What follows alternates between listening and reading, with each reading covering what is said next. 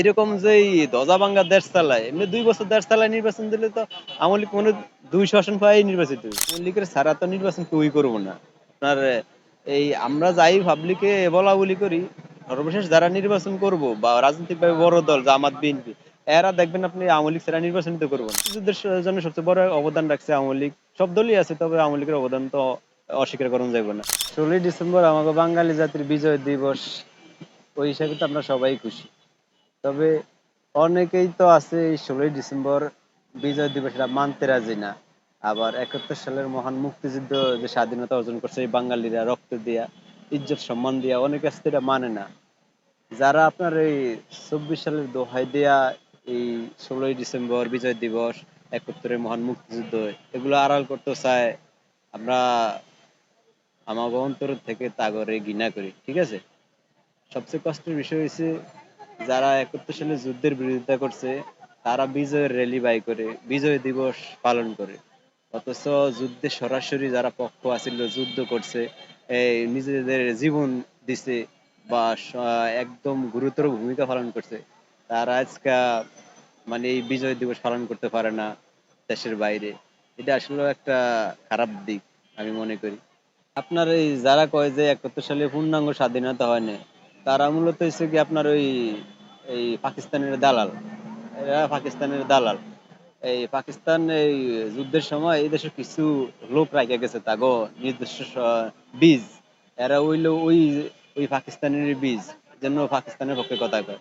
আপনার এই দেশের হাজারো মানুষ যুদ্ধের মুক্তিযুদ্ধের পূর্ণাঙ্গ স্বাধীনতা স্বীকৃতি দেয়, পুরা বিশ্ব স্বীকৃতি দেয়।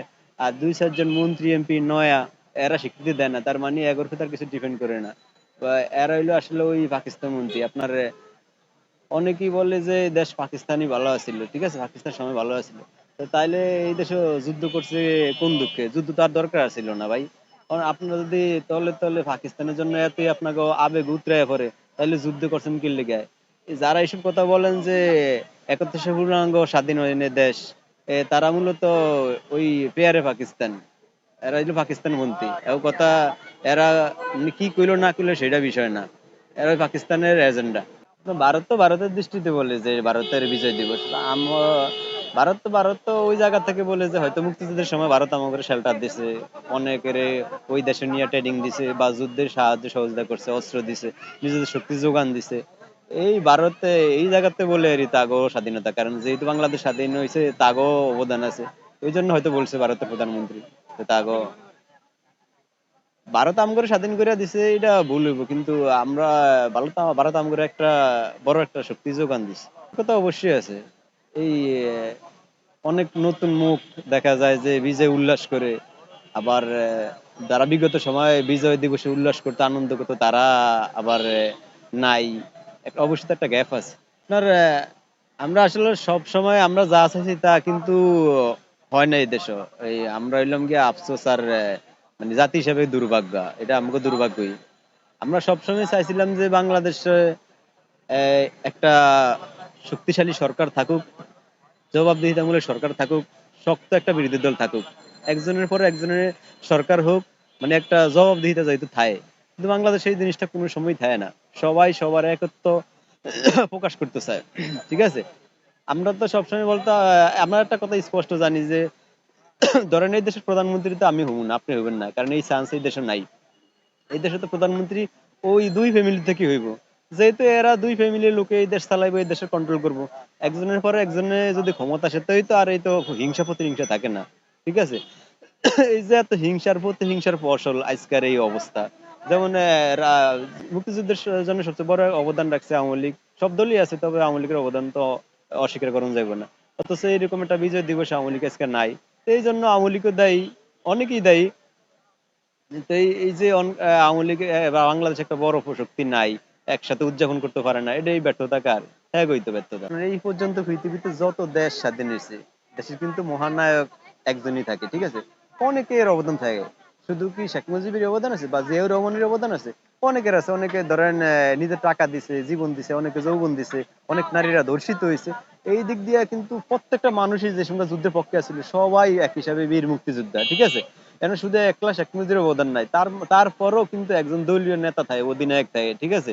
আপনারা একজন জাতির জনক ঠায় যার যে যুদ্ধের লিড দেয় এরকম একজন নেতা লাগে। তো এই পরিস্থিতিতে আপনার শেখ মুজিব একজন মহানায়ক ছিল যুদ্ধের সময়। আর জিয়াউর রহমান যুদ্ধে যথেষ্ট ভূমিকা আছে, কিন্তু জিয়াউর রহমান তার শেখ মুজিবের মতো না। আপনার আমি চাই আর না চাই এটা বিষয় না। আপনার আওয়ামী লীগের ছাড়া তো নির্বাচন কেউই করবো না।